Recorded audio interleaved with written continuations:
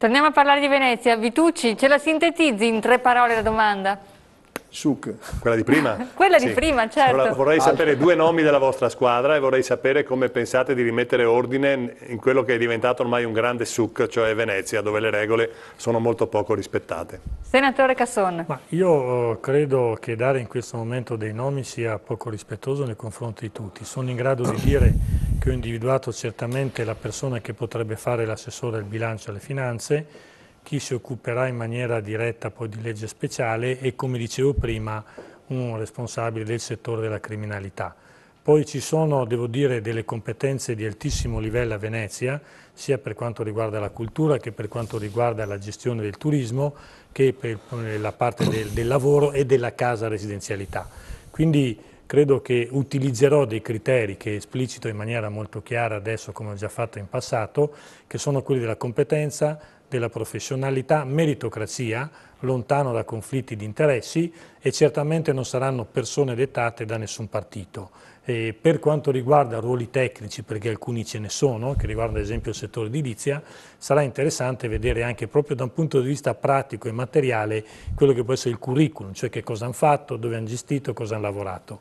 E devo dire che nel corso di questi 5 mesi ormai di campagna elettorale persone brave ne ho trovate, sempre di più, e alcune persone che ritenevo brave all'inizio invece poi si sono rivelate meno capaci, quindi una situazione ovviamente in evoluzione. La seconda questione che lì la risposta è semplice: rispetto delle regole. Abbiamo delle norme che esistono, non è necessario inventare chissà che cosa, sono delle norme sia d'origine statale che d'origine comunali che ci sono anche stringenti, bisogna che vengano fatte rispettare. Bisogna rimettere la polizia municipale sulle strade, sulle calli, bisogna coordinarsi con le forze statali, ma farlo in maniera seria, non che una lo fa, un'altra non lo fa quando le vuole. Quindi con controllo anche sull'attività. Il coordinamento che non c'è mai stato tra le forze locali e le forze statali, o almeno non ha funzionato. Questo potrebbe anche portare coloro che sono indicati in maniera poco decorosa ad allontanarsi dal centro e dalla nostra città nel suo insieme. Grazie. Luigi Brugnaro. Allora, cominciamo dalla prima parte, dalla prima parte della domanda di prima, dalla Francesca Zaccariotto. Io oggi ho chiuso un accordo e non un apparentamento, come ho sempre detto, apparentamenti non ne faremo, e questo vale per tutti. Io sono una persona, l'ho detto già, trasversale, ritengo di potermi rivolgere a un elettorato di cui non mi interessa la provenienza ideologica o la partitocrazia, non è proprio una cosa che mi interessa però invece che siano persone che vogliono vivere sul lavoro, sul loro lavoro. Quindi da questo punto di vista qua ci intenderemo subito con tutti. L'unica cosa che non riesco proprio ad accettare sono quelli che vivono senza far niente, io li chiamo fannulloni, e poi quando oltre a fannulloni vengono anche a rompere le scatole, impediscono il lavoro degli altri, mi fanno anche incazzare. Questa è la verità, quindi non è che voglio incazzarmi così, è che le persone sono arrabbiate. Allora, il buon governo è questo. Poi dopo, per quanto riguarda la Giunta, sì, ho detto alla Francesca Zaccariotto, sarà nella nostra squadra di governo, non abbiamo mai fatto patti di nessun genere, deleghe, che questa cosa non esiste. Io credo invece molto nella politica, a differenza da quello che capisco del senatore Casson, credo che invece le forze politiche sono quelle che raccolgono il consenso delle persone, siano molto importanti, che vengano tirate dentro nel livello politico del governo della città, in maniera trasversale possibilmente. Mi auguro anche di nominare io degli assessori che siano anche di origine, se vogliamo, ideologica, da un certo punto di vista anche confliggenti a questa parte, in qualche modo, che qualcuno mi vuole ascrivere di centrodestra, perché io non sono di centrodestra, io sono una persona trasversale, e lo continuo a dire, né di destra né di sinistra. Finisco col dire sul SUC, non è vero che sono tutte le norme, manca la volontà politica e per cui mancano le ordinanze. E purtroppo quel blocco sociale gli impedirà di fare le ordinanze, o meglio, scusa Felice, perché sarebbe anche disonesto dirti questo, tu magari le fai anche, ma non te la approveranno in Consiglio Comunale. Io questa cosa con Bettini e con tanti altri, con Caccia che mi sta diffamando in questo momento sui siti, sta roba qua, non c'è problema, adesso andremo fino in fondo. Questa roba qua, faremo le ordinanze e le facciamo rispettare, e non pensino di bloccare la città come sono venuti l'altro giorno a impedire un corteo. Questa cosa qua non è accettabile, si va a votare, ma dopo il voto ognuno si assume le sue responsabilità, e qua i cittadini devono diventare padroni di nuovo di questa città e diventeranno trasparentemente davanti a tutti. 3 secondi solo per dire che i provvedimenti contingibili urgenti del sindaco non passano in Consiglio Comunale, li decide il sindaco e basta. Diglielo a Caccia. No, è così. Sì, no, diglielo a Caccia, dico che le lo norme sappia sono queste. prima di cominciare a votare. Perché mi sa che non ti vota più questo. Io però, scusate, mi riferivo anche alla trasformazione della città, cioè dove molti appartamenti sono stati trasformati in appartamenti turistici, dove i plateacici si sono decuplicati, dove i negozi ormai sono in mano ai cinesi. Su 2 non so se c'entra Caccia su questo. Se mi date la possibilità di rispondere, sì, poi lui, sì, se posso, forse ok. nessuno dei due mi ha risposto su questo. Assolutamente, sì. è che il tempo che abbiamo purtroppo è ridotto. Assolutamente d'accordo. Raddoppiamo i 2 minuti, prego. No, basta 1 minuto. Assolutamente vero. No, è che se la risposta si fa fatica in 1 minuto, non è che... Cioè, quello che stai dicendo è correttissimo e hanno fatto un regolamento edilizio, questo ultimo approvato dal commissario, assurdo.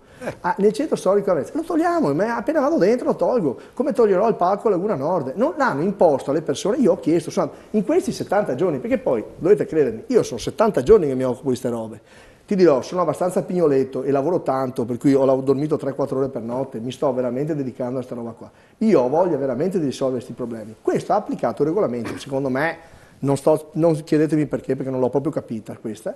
Le misure, le altezze minime di 2,70 m di Mestre le vogliono applicare nel centro storico a Mestre. Le case ai piani bassi di Venezia non sono mai state 2,70 m, non puoi togliere. Pensate che succederebbe che alcuni negozi addirittura perderebbero l'abitabilità e per cui perderebbero tutto l'avviamento che i negozianti hanno. Cose folli. Non credo che l'abbia fatto con cattiveria il commissario, per cui anche qui serenamente si cambia. Tra l'altro vorrei ricordare a tutti che sono laureato in architettura, cioè così, tanto per dire, in progettazione architettonica, se c'è una roba che conosco è Venezia, e vi garantisco che la sistemiamo sta cosa. Come sistemiamo sta roba del parco, come sistemiamo anche i contenuti, non solo i contenitori della città, perché l'arsenale, che è un tema importantissimo, non basta dire è nostro, è vostro, statalismo, perché qui il discorso è paga sempre il pantalone. No, dobbiamo avere delle idee concrete sulle cose da fare e sono idee che camminano sulle gambe delle persone, per cui l'arsenale va recuperato e come per i veneziani, ma bisogna dargli una vita, la Reyer è vita, e il costo vero non è fare il palazzetto, il costo vero è la squadra, è la vita, la città, se muore la città, io su questo sono d'accordissimo con te,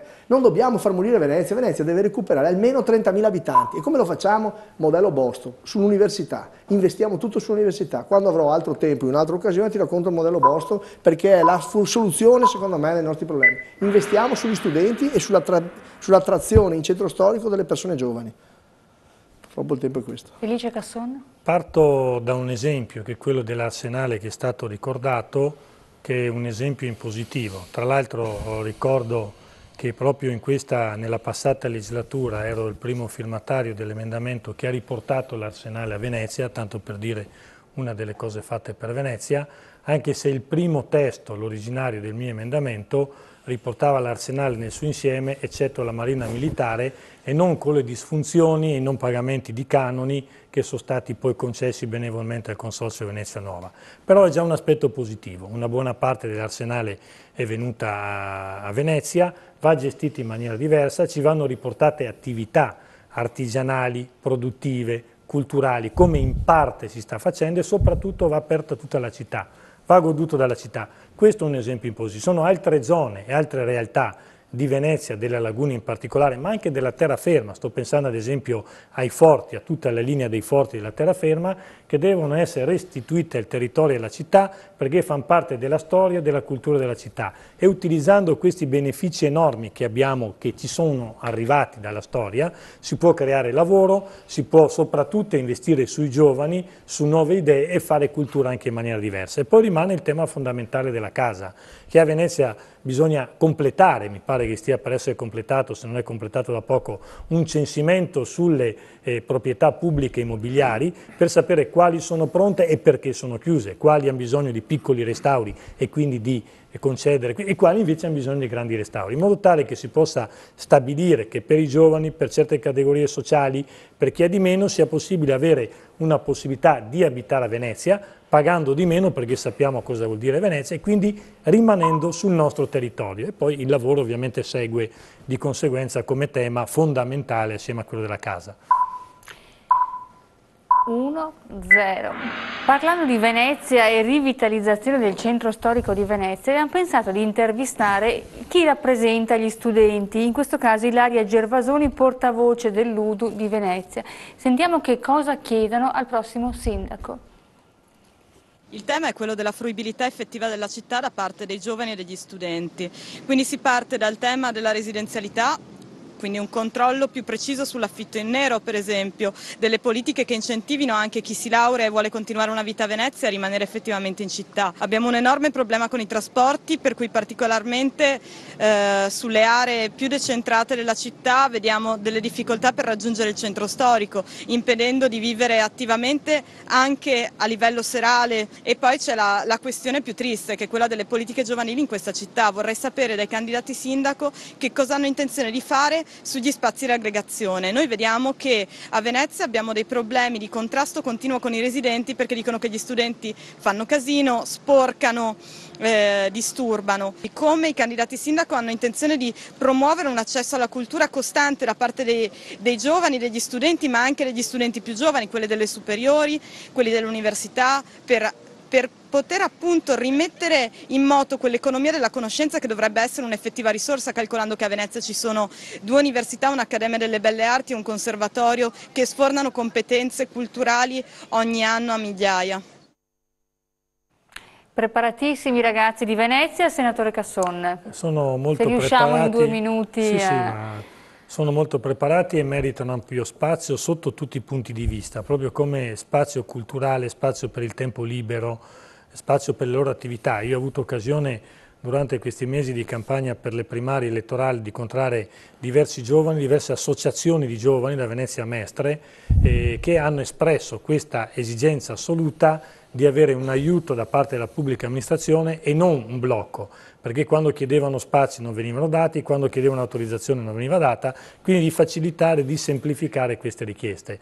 Questo è un aspetto fondamentale. Poi teniamo conto che ci sono degli spazi, proprio rapidamente a volo d'uccello, che per Venezia rischiano di diventare ingestibili. Sto pensando a determinate situazioni di Campo Santa Margherita, dove abbiamo fatto un giro anche di notte per capire fino a notte fonda cosa stava succedendo, peraltro situazione notoria, e si capisce subito che non è soltanto un problema di ordine pubblico, è invece un problema di educazione, di spazi, di cultura che ai giovani va data, anche diversificando. Tra l'altro faccio un esempio positivo: nella zona di Rialto si era costituito un comitato esercenti, comitato abitanti, che avevano risolto quel problema dando maggiore spazio e determinando anche gli orari e fasce di rispetto, cosa che è un po' più complicata per Santa Margherita, che però certamente potrebbe essere concretizzata.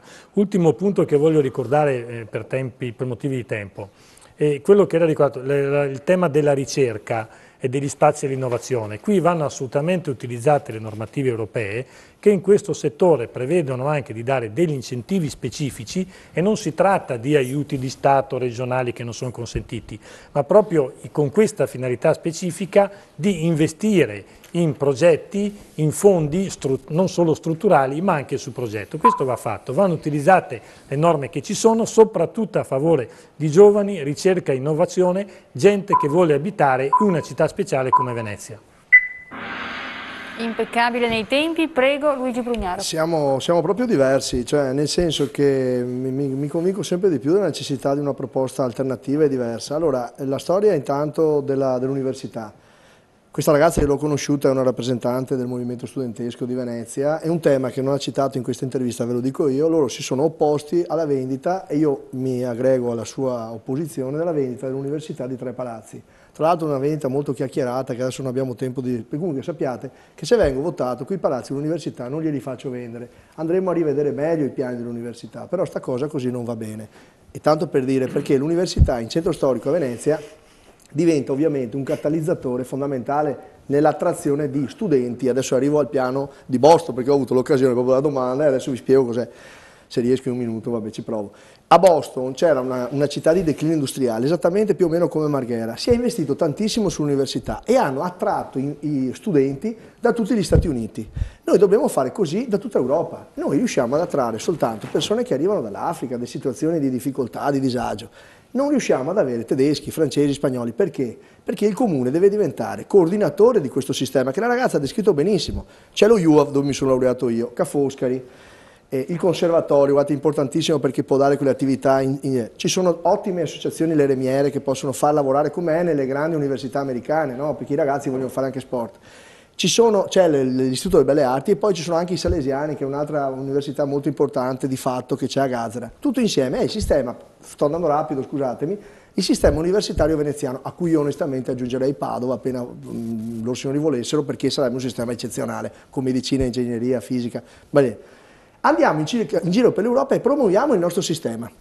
Assolutamente nell'autonomia di ogni istituto, e portiamo gli studenti alla fine a Boston. Questi si innamorano e poi metà, 50% di questi diventano cittadini bostoniani e si alza il livello intellettivo della città e arrivano gli istituti di ricerca e si alza la capacità imprenditoriale e di lavoro che arriva. Noi dobbiamo investire sulla cultura, ma questo tipo di cultura. Scusate il tempo, non riesco a essere più bravo. Mi fai da dire una testimonianza velocissima? Prego. Proprio sui giovani. Io abito a Rialto. Sì. E vi assicuro che proprio, e torno al discorso che facevo all'inizio, il problema di Venezia centro storico, ma anche di Mestre, però stiamo parlando di Venezia, è che è una città impresidiata di sera, non si vede un vigile neanche a pagarlo. Cosa succede? Succede che ad esempio questo esalta i giovani cialtroni, non i giovani che hanno voglia legittimamente di divertirsi e chiedono spazi per divertirsi, ma quando non c'è invece una gestione, ci sono queste compagnie che vanno avanti fino alle 4, alle 5 a fare una cagnara indescrivibile, i poveracci di veneziani, penso che Alberto possa testimoniarlo, che si affacciano ai balconi e prima o poi succederà qualcosa di brutto, perché una città deve avere un minimo anche di presidio e deve essere regolamentata. Tornando a quello che diceva anche Felice Casson, cercare di dare delle regole precise, degli spazi di divertimento, ma che ci sia insomma un progetto, perché sennò oggi, in questo momento, si impone la gioventù cialtrona a scapito dei giovani che vogliono legittimamente divertirsi. Possiamo porla come domanda ai nostri non era candidati? Una domanda, era proprio una considerazione che mi veniva questa non domanda dal cuore. Esatto, non era una non domanda, una non domanda, credo condivisibile da entrambe le una parti. testimonianza. Professor Casen. Credo che ci sia da rivisitare il turismo come tipo di attività veneziana, perché il turismo è andato a livello talmente basso che oggi è un danno più che un utile per Venezia. Costa troppo il turismo e rende poco. Costa troppo perché rende invivibile la città, soprattutto per i veneziani. Venezia non è un museo, è una città che vive e quindi bisogna renderla ancora più vivibile. Rende invece alle multinazionali che hanno investito in alberghi, in crociere, in tutte altre cose che in questo momento qualcosa ricade su Venezia, ma in realtà ricade gran poco. Quindi Venezia va rivitalizzata per quello che è, ma è giusto criticare il passato, è giusto analizzare il presente, ma io vorrei da voi che lanciaste un'idea di un futuro di Venezia. Quale nel vostro immaginario è Venezia nei prossimi 5 anni? Qual è il fine del vostro mandato? Brugnaro. Forse è la domanda più bella della tutta la serata. Cioè, io ho un progetto proprio strategico della città. Intanto le chiamo le città, perché sono tante città diverse, perché c'è il centro storico di Venezia che è diverso dal Lido, poi è diverso da Burano, cioè sono proprio situazioni da Sant'Erasmo piuttosto che da Cipessina, da Gazara, da Mestre, da Marghera, da Campalto, da Carpenedo. Ci sono una serie di problematiche diverse. Io penso che dobbiamo tenerle unite nella loro specificità, perché quando andate a Lisbona, quando andate a Berlino, voi andate a vedere anche la nuova architettura. Questi sono 30 anni che non fanno nulla.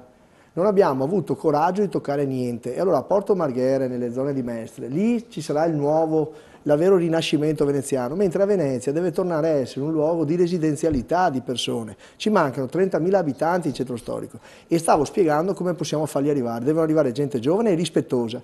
Perché le regole è giusto farle applicare, ma bisogna anche scriverle in qualche caso e non ci sono, e ci vuole la volontà politica, perché in campo Santa Margherita non c'è la volontà di agire. Io ci sono stato e dietro le cali di Santa Margherita ho scoperto che ci sono minorenni che arrivano dalla terraferma a comprarsi la droga. C'è un giro di spaccio che ho scoperto io in 70 giorni, credo che lo sappiano anche i cittadini, e io ho parlato con questi residenti che sono ormai allo stremo della pazienza, e lì bisogna intervenire. Andremo con gli idranti a lavare, faremo in modo, a me va benissimo che i ragazzi si divertono, ma non possono divertirsi di notte sotto le case di uno che dorme, mi pare evidente, bisogna farlo. Ci vado io con la polizia municipale, poi chiamerò i carabinieri quando serve se mi creano qualche problema. In tutte le città è successo così.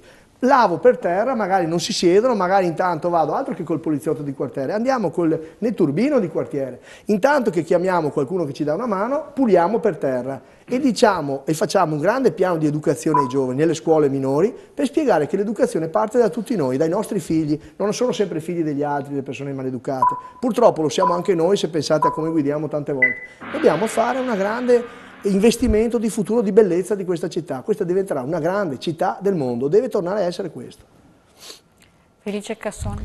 Ma il turismo a Venezia avviene perché c'è una grande storia culturale, c'è stato sempre, ci sarà sempre, ha portato grandi vantaggi, continuerà a portare dei vantaggi economici in senso lato, però continuerà anche a creare tanti problemi. Allora credo che sia fondamentale cominciare a gestirlo e a pianificarlo in maniera diversa, nel senso che se abbiamo una storia culturale veneziana che comunque procederà, che va tutelata, organizzata per fatti suoi, bisogna pensare anche alla terraferma, dove abbiamo delle possibilità di diversificare la parte culturale, sia come opere da portare, ad esempio di recente ho avuto occasione di parlare sia alla Fenice che con la Biennale, per portare in terraferma in determinate zone opere e spettacolo di Fenice e di Biennale. Questo si può fare tranquillamente, anche perché il sindaco poi è presidente della Fondazione della Fenice e vicepresidente della Biennale, quindi è in grado di farlo direttamente, ma anche di sfruttare in senso positivo, di utilizzare le bellezze che ci sono in terraferma. Io penso sempre alla linea dei forti, che tra l'altro partono da Palmanova, da questa storica cittadella veneziana, peraltro mai utilizzata, che inizia una linea dei forti che potrebbe essere proprio costituire un nuovo punto di riferimento. Tutte le zone archeologiche sono in terraferma. Va fatto in modo di rivitalizzare la cultura con questo che c'è, con gli spettacoli, con le opere, con la musica, con gli eventi culturali, alleggerendo il peso su Venezia, perché a Venezia in certe occasioni diventa invivibile, e diversificando su Mestre, che gradirebbe moltissimo questa nuova forma di ricettività, e pianificando nel futuro, ma non nei 5 anni, perché io sono convinto che noi dobbiamo mettere le basi nei decenni prossimi venturi. Mestre per di più diventerà oggettivamente un punto di riferimento della città metropolitana e quindi in collegamento con l'intera zona di terraferma potrà costituirsi per il turismo un flusso che è totalmente diverso. Grazie ai candidati, siamo in chiusura di trasmissione. Lancio l'ultimo contributo. Abbiamo intervistato Don Nandino, il parroco della parrocchia Cita, quindi parliamo della terraferma, parliamo di Marghera, un'area complessa, diciamo, perché molto interculturale, e ci aspettavamo certi tipi di richieste. Invece Don Nandino ci ha parlato del Mose. Prego. Non c'è momento migliore per raccomandare al sindaco di ricordare, ecco, la commemorazione, un anno, questa commemorazione terribile di una pagina che non è semplicemente la pagina tristissima, ma è forse la pagina più nera, ecco, del nostro comune, della nostra realtà. E quello che è caduto, ecco, il sistema Mose, c'è stato ormai ricordato, ma lo facciamo presto a dimenticarlo. Io chiedo al nuovo sindaco di essere su questo veramente di cercare una priorità, un'assoluta trasparenza appunto nella gestione, nell'amministrazione, nella richiesta, nell'essere esigenti proprio con coloro che porteranno avanti i diversi rami dell'amministrazione, trasparenza e anticorruzione. La gente ha bisogno di questo per vivere più sicuri. Corruzione, oltre aggiungo a persone preparate e qualificate che andranno a gestire poi la cosa pubblica. Gli ultimi 2 minuti di questa trasmissione, di questo confronto, perché vi ringrazio già. Prego. Per fatalità, giusto quasi un anno fa, poco dopo lo scandalo del Mose, io avevo organizzato un incontro con Raffaele Cantone, fresco presidente dell'Autorità Nazionale Anticorruzione, proprio a Marghera, al Teatro Aurora, e devo dire strapieno in ogni ordine di posti. Un po' mi ha sorpreso, devo dire, perché è un momento di forte tensione, però strapieno di persone, di gente ad ascoltare in silenzio assoluto che cosa diceva ovviamente Raffaele per primo e che cosa poi aggiungevo come proposte politiche io. Quello era il segnale di una voglia della città di venire fuori da quello scandalo, di liberarsi dalle pastoie burocratiche, delle corruttele, delle concussioni, degli abusi. Questo è un segnale fortissimo che non dobbiamo assolutamente dimenticare, e devo dire che questo della legalità e della trasparenza costituisce un po' la parola d'ordine della mia campagna per le primarie, della campagna elettorale. Aggiungerei che alle volte qualcuno mi dice perché non parli di legalità? Io dico perché è un prerequisito, cioè deve essere talmente dentro nel DNA delle persone, nella cultura delle persone, che non deve essere neanche necessario parlarne, perché deve essere così. Credo che questo debba essere il messaggio che viene dato e credo che su questo tanti cittadini potrebbero essere concordi. Ricominciamo, legalità, pulizia, trasparenza nella maniera più assoluta, però aggiungendo un aspetto: questo non vuol dire bloccare i lavori, bloccare le opere, vuol dire semplificare le normative, semplificare le procedure, creare delle strutture all'interno dell'amministrazione che vengano incontro al cittadino, che abbiano una risposta immediata, perché lì dove si crea una zona grigia, una zona di rallentamento, si può creare anche il peggio di tutto. Quindi se noi semplifichiamo, massima trasparenza, utilizziamo le leggi statali che ci sono per consentire ai cittadini, alle associazioni di vedere tutte le carte, perché non esiste il segreto in una pubblica amministrazione, diamo la possibilità di vedere tutto, di controllare tutto e di lavorare assieme, nel massimo appunto della trasparenza. Luigi Brugnaro. Sì, è quasi incredibile che devo difendere io l'operato dell'amministrazione precedente, ma adesso lo faccio, lo cerco di spiegarlo. Allora, dico subito una cosa su quello che ha detto adesso Felice Casson. Concordo pienamente sull'idea che la legalità è un prerequisito, cioè il fatto di essere onesti è un prerequisito. E siccome credo che la stragrande maggioranza dei cittadini lo siano, dirlo mi sembra veramente populismo di basso livello. Onestamente, facciamo torto all'intelligenza delle persone. Ecco. Per quanto mi riguarda, io non ho mai avuto nessun procedimento penale, non ho avuto nulla, si dice nulla, e per cui per un imprenditore che ha 14.000 lavoratori magari qualcosa potrebbe dire. Io non ho nessuna immunità parlamentare, vivo del mio lavoro appunto in questo mondo così complesso, per cui a me fanno più rabbia quelli che pagano le tangenti o creano disagio proprio perché fanno falsa concorrenza, e come associazioni di categoria le abbiamo sempre stigmatizzate pesantemente, perché noi siamo i primi a subirle, noi siamo cittadini come gli altri, ma le imprese sono ancora più importanti perché hanno anche i lavoratori e sono i corpi sociali fondamentali per lo Stato. Quindi concordo in questo atteggiamento e spero che questo sia il motivo comunque che diamo per assodato. Detto questo, la vecchia amministrazione, diciamolo perché ci fa anche da ridere sta cosa, questi non c'entravano con le tangenti del Mose, l'amministrazione comunale di Venezia, per cui l'amministrazione di prima, almeno questo è quello che risulta alle carte, ma ci sono degli ottimi magistrati, facciano il loro lavoro. Signori, i Gades fa la città senza neanche acciappare le tangenti. Questi sono incapaci, la cosa che dovete mettervi in testa è che questi da 30 anni sono incapaci, non sono capaci, noi sei cattivi, i sei stupidi, io continuo a dirlo e continuo assolutamente a difendere questa cosa, non sono capaci, 12 anni per fare un tram, tutte cose che non sono più tollerabili. Chiedete alle associazioni sportive se c'è una minima considerazione del loro lavoro di volontariato, chiedete a chi fa volontariato, salvo qualche solito noto perché ha le tessere in tasca politiche. Questa cosa deve cambiare, la legalità è trasparente per tutti, deve essere per tutti e deve essere per i bambini e per il futuro dei figli. Io ringrazio a casa, ringrazio il nostro pubblico, ringrazio i due candidati che sono stati qui presenti per oltre 2 ore, per cui è stato un confronto importante e indispensabile, perché i cittadini veneziani hanno un onere e un onore di poter votare e scegliere il proprio sindaco la prossima domenica 13. È importante recarsi alle urne, quindi andate a votare, 14, scusate. Si vota solamente domenica ed è importante. Sì, dalle 7 alle 23. Dalle 7 alle 23. È un onore e un onere per i cittadini veneziani. Venezia rappresenta il Veneto, rappresenta il nostro paese. Il sindaco avrà un'incombenza importante di rimettere in sesto la città più bella del mondo, una grande responsabilità. Qui con noi abbiamo avuto i 2 candidati e sicuramente uno dei 2 sarà sindaco. Grazie alla stampa, sempre vigile e attenta, che crediamo di potervi avere... Vigile e urbana. Vigile urbana e simpatica. Grazie quindi di essere stati con noi, buonasera ai Reporter Sera, vi aspettiamo giovedì prossimo, domani sera TV7 Match Trivellato continua a parlare di Venezia e anche Rovigo con quelli che sono le alleanze possibili sul territorio. A giovedì!